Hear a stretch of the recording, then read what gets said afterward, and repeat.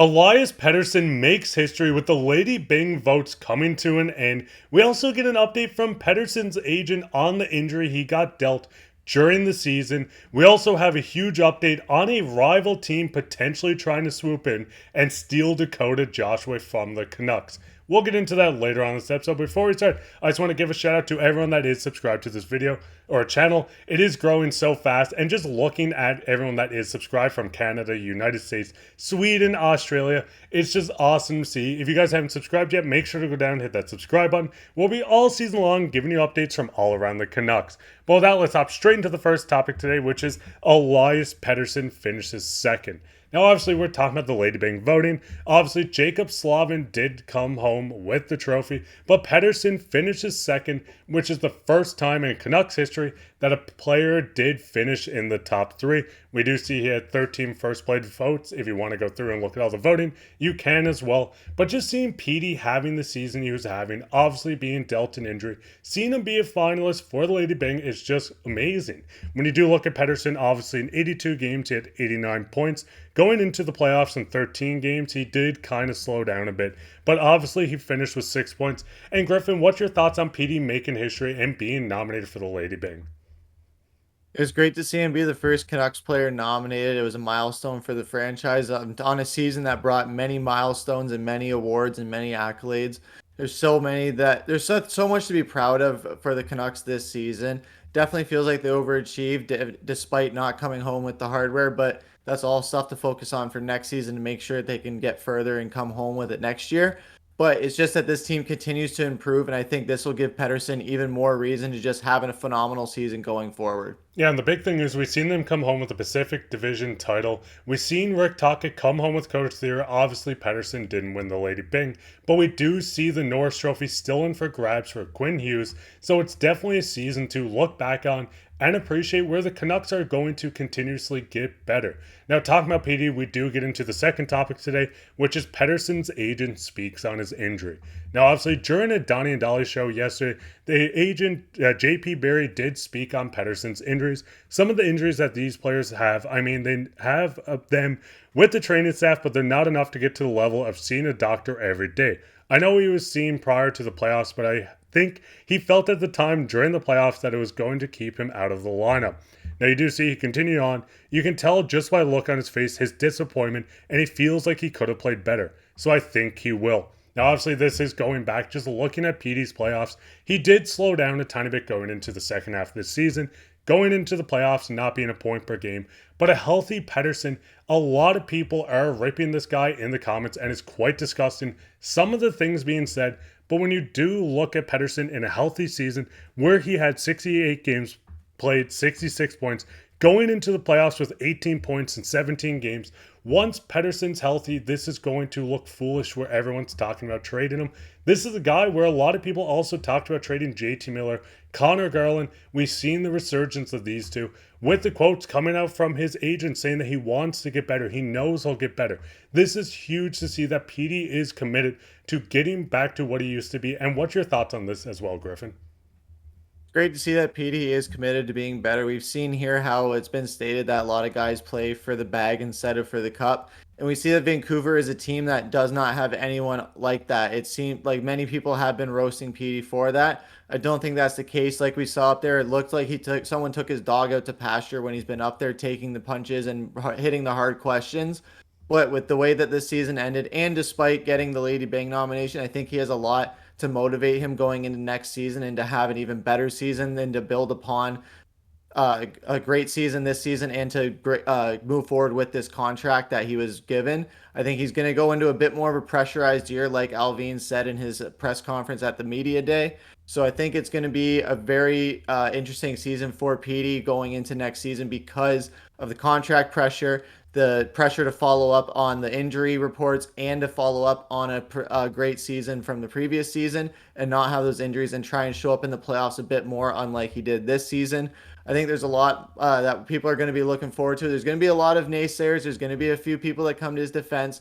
But again, all of this is just noise until the season finally starts and Petey can put all of it to rest. Yeah, the big thing is, I think the coincidence of the injury coming with him getting his contract extension is what leaves a bad taste in a lot of people's mouths. But we've seen Pettersson from his stats, his play on the ice, when he's healthy, he's one of the most dominant players in the NHL. But what's your guys' thoughts on all this? What's your thoughts on Pettersson finishing second in the Lady Byng, which is a Canucks record? And what's your thoughts on the Pettersson injury? And do you think he can have a bounce back season?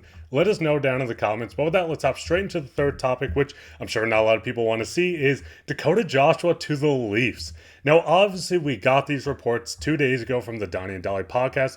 This one, again, is a little low for me. 2 years and $2 million per. I want to say this about Dakota. Not hearing the Canucks are close with Joshua sounds like work to do before a deal is done. Now, obviously, we got these reports a couple days ago on how the Canucks were reportedly offering $2 million to Joshua, and he doesn't seem to want to sign this. But we do get a report from the Leafs report today, which is disgusting to talk about. But James Myrtle and Jonas Siegel just shot down rumors that Joshua, who was drafted by the Leafs in the 5th round of 2014, wouldn't be interested in returning. Myrtle goes on to say, I've heard some people say that Joshua wouldn't want to be in Toronto because he was a draft pick and he played 4 years in college and walked. I'm told that's not true. He would be interested in Toronto. Now, obviously, if you read on to the rest of this, I won't go into it fully. He was saying on how he didn't want to be with this Leafs team when he first was there because of how much talent, obviously, John Tavares, Mitch Marner, Austin Matthews, Nylander. There's so many forwards. But with this team finally looking for other people, maybe the Leafs are going to be heavy in on him. Now, Siegel did continue on. He started his career obviously playing with Craig Berube in St. Louis, then obviously took off in Vancouver. Dakota Joshua is 28, is coming off a breakout career with the Canucks, racking up career highs in goals with 18, assists with 14, points with 32. In 13 playoff games, he added 4 goals and as many as assists. And this would be a major blow to the Canucks. I mean, I love him. I know Griffin loves him. I know the fans absolutely adore Dakota Joshua. But with him having this type of season, with the Canucks lowballing, with the tight cap, with so many players, I believe there's 11 more free agents, it's going to be hard for the Canucks to figure this out. Obviously, looking at the stats, 18 goals, 14 assists for 32 points. He was a top 6 or top 8, whatever it was, in hits with 245. We've seen him dominate in the postseason. And just hearing these rumors that other teams, especially rival teams from Canada, in on Dakota Joshua, does it kind of scare you with the Canucks trying to keep him, Griffin? It does scare me a little bit. It would be scary to see Joshua and Revo on the same team or the same line alone. They would cause a lot of mayhem together. And like you said, with Berube and Joshua having that experience in St. Louis. And there is a lot of that speculation where that he didn't want to go there. But like you said, they were front loaded at the time, and now they're finally letting that front loaded talent explore other avenues and open up the roster a bit more for the Leafs. It would be terrible to see him go to a rival team like that. At least if he's going to leave, at least go to some team that isn't in Canada or a rival team, or at least just not the Leafs, anywhere but there. But if they're going to try and poach one of our all-stars, let's try and poach one of theirs like Max Domi. It's someone that I've been a huge fan of ever since he was in Arizona and then even in Montreal. But if they're going to try and poach one of our guys along with one of our former assistant coaches, let's try and poach one of their guys. But in an off season where Vancouver is going to have a lot of tight spaces to make, we've said on this show how Joshua is one of those top 2 guys we would love to see Vancouver bring back at no matter what cost.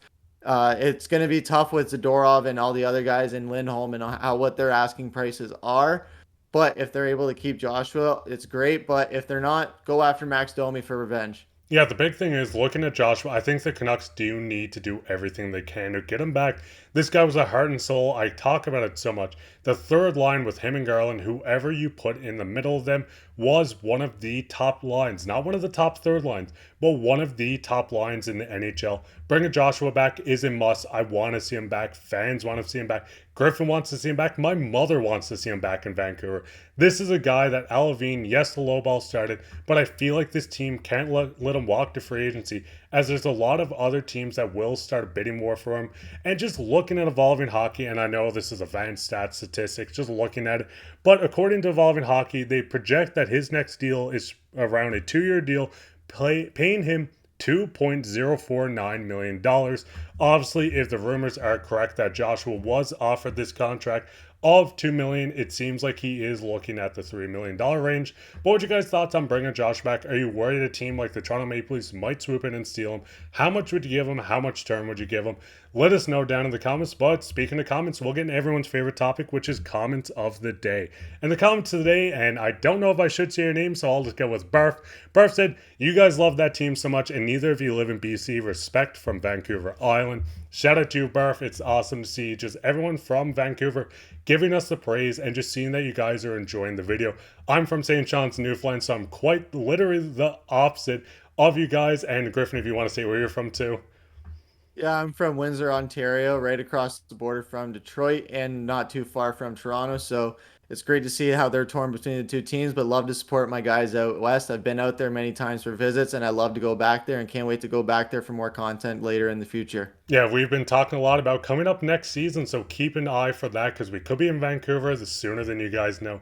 But if you enjoyed this episode and you want to leave a comment, you could be featured on the next episode of Canucks Digest as comment of the day. While you're down there, leave a like, subscribe, share this with your friends. We're going to be here all off season into next season, giving you updates from all around the Canucks. But I've been your host, Mark, with my co-host Griffin. Take care.